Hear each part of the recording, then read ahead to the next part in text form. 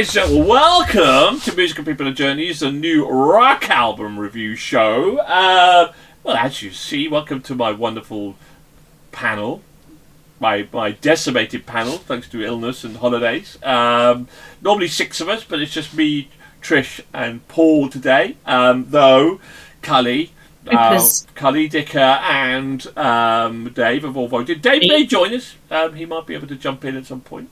But you never know. In the meantime, it's just 3 of us. We review the latest albums, rate them out of 4, and see if it gets into our Hall of Fame. So we are going to kick off today with the return of the wonderful Franz Ferdinand, or not. Maybe in some opinions that might not be a welcome return. And the album is called The Human Fear. Now, one human that we are very frightened of, and that's Paul, of course. Paul, what did you think? Of Franz Ferdinand, were you a fan of their previous work in the early 20s, and is it a welcome return back? Yeah, I've been a fan of theirs from their early work, but over the last couple of years, I can listen to their stuff, but it's not.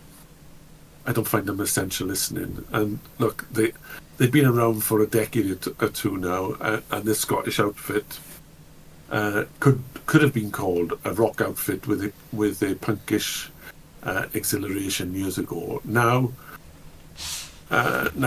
we know they never followed the common trends, and their last album, Always Ascending, which was back in 2018, was a bouncy, upbeat pop affair with the swagger and humour of some of their earlier work. The latest work, The Human Fear, sounds an awful lot like Always Ascending, and if you dig that, then you'll enjoy this album.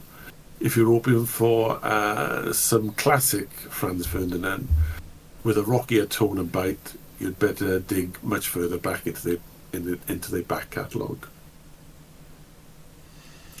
Ooh, okay.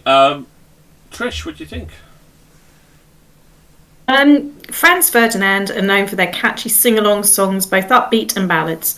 They are crowd pleasers at any festival, which I can vouch from experience, having seen them. So with this new album,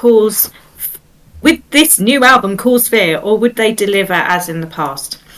Audacious is a fun opening track. Maybe not as outstanding as opening tracks on their other albums, but it's not bad and doesn't put you off wanting to listen to the rest of the album. Sometimes that can be the case on albums. The album has a bit of everything musically, with pop music sounds, some funky jazz on the track Tell Me Should I Stay. Favourite track on the album for me is Hooked. I bloody love this, and this is the Franz Ferdinand as I know.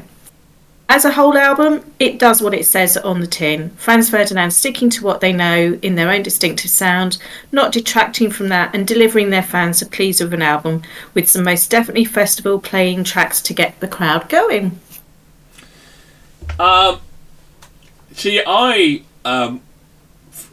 2004 when they released their album Franz Ferdinand, I don't think any of their albums have come up to par with that album, and Always Ascending was backwards 7 years ago now, so it's been a 7-year hiatus from this band. And I fell in love with Franz Ferdinand with the Franz Ferdinand album, and I think this is a return to that album without any shadow of a doubt whatsoever. I think so in my book as well, because it's got such cool hooky tunes. It's got a real nice mixture of rock and pop, which is what that original album have. I think this is their best album since the 2004 album, and I really think it's a real welcome return to form. I love The Doctor, I love Hooked. Tell Me Should I Stay? That's been on repeat. I absolutely love it. I think this is probably so far my favourite indie rock album of the year so far. I loved it, absolutely loved it. And I personally think, from my own personal perspective, that this is very much a return to that 2004 album, as close to I've heard it get to, which was for me, obviously with things like Dark and the Matinee and all of that sort of stuff was a return. Loved it. Welcome back in my life, Franz Ferdinand. You are a welcome return to form for me personally. Loved it.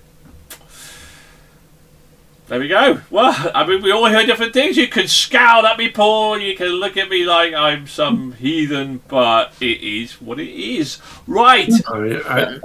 You're entitled to your opinion, but calling it a rock album... I said rock pop. It's right. It's got elements of rock, elements of pop in there. Absolutely. You know, it's got a bit of everything. So, got a bit of everything. Right, let's find out then. How did everybody else vote? What did everybody else think? Will it get into our Hall of Fame? Will it score an average of 4 or more? How would it fare in our Album of the Month? We've reviewed 12 albums this month. Will it get our Album of the Month? Let's find out. Paul, then, let's start with you. I'd give it a generous 3. Well, Andy Dicker absolutely loved it. He gave it a 5. So he absolutely loved it. Chris Cully gave it a 3.5, which was pretty good. Trish, what did you give it? 3.5. 3.5. Dave also give it a 3. So if I have given it a 5, it gets into the Hall of Fame. I give it a 5 because I absolutely loved the album. Loved it. Absolutely loved it. Fantastic. Right up my alley, right up my street. So it did get 20 on average. Well, we drop in Dave's 3 because just for the sheer hell of not dropping Paul's 3 and let him scowl at me. So we dropped Dave's 3 because only 5 votes count, and it got 4. It got into our Hall of Fame. It didn't win Album of the Month, though. Finished in 4th place. Right, okay. Well, there we go. Short, sweet, beautiful, just like Trish. That's the name of the show. And there we go. So thank you to Paul, thank you to Trish, thank you to Cully and Andy, and Dave. Sorry you couldn't make it. And we'll see you. We'll see you for episode 8. Tune in where we are reviewing Tremonti at the end of the show. Show us how. Anyway, do you agree with us? Not agree with us? Leave your comments, like and subscribe. Thank you very much. Keep rocking. Bye for now. Keep on rocking.